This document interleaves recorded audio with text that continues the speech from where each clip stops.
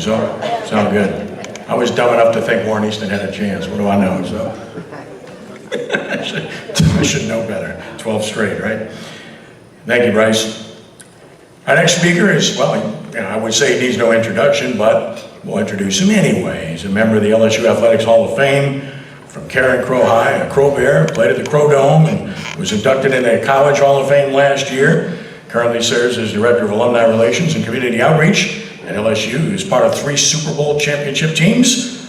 He's a running back with the New England Patriots after a brilliant career at LSU, where he was an All-American and remains the all-time leader in school history in rushing yards with 4,557 yards, and in rushing touchdowns, the all-time leader with 46. He also, for good measure, caught 53 passes for 600 yards and 4 scores for the Tigers, and he led LSU to 3 bowl game victories in his 4 seasons. Of course, the Tigers are now 2-1 and ranked 12th in the nation after whipping Mississippi State 41-14, and they've got Arkansas coming to Tiger Stadium this Saturday evening at 6 p.m. Please give a warm Quarterback Club welcome to a Hall of Famer and a great guy, Kevin Faulk. Kevin?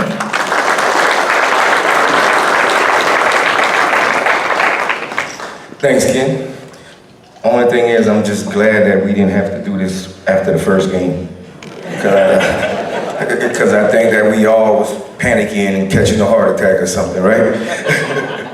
But then you realize the player, coach come into you and you understand that first game of the season might be like that sometimes, especially when you play in a team like Florida State, who has a lot of good athletes. Louisiana kid, Keon Coleman, just such an amazing offense they had. But we fought back, did a couple of interviews after that, and it was like, so where we go from here as a football team? I was like, it's the first game. We cannot fall down and start screaming and crying as a football team because we've still got 10 more games to play. We can't have that, how you say that, the domino effect where you hit one and it all falls. No, we can't have that. But the team bounced back very well against Grambling. They scored 8 times they touched the ball, 8 straight times. And it's just about getting back consistency. Understanding who you have on your football team. That first game, Mason didn't play, and it showed.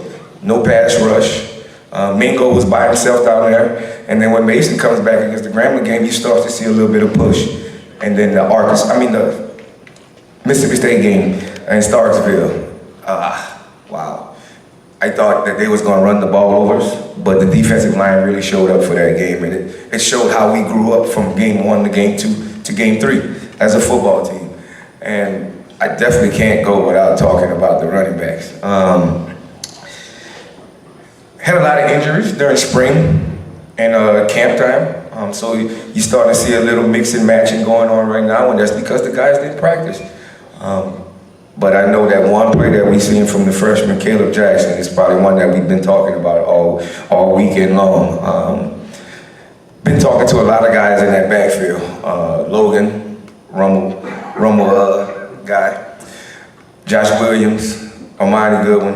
Been talking to him a lot. And one of the things that they all said consistently, Caleb Jackson is going to be a problem coach. He's a kid that's really going to take over the SEC. And I think we've seen a little bit from him in these last few games, and I think we're going to see more from him going forward. Thanks again for having me.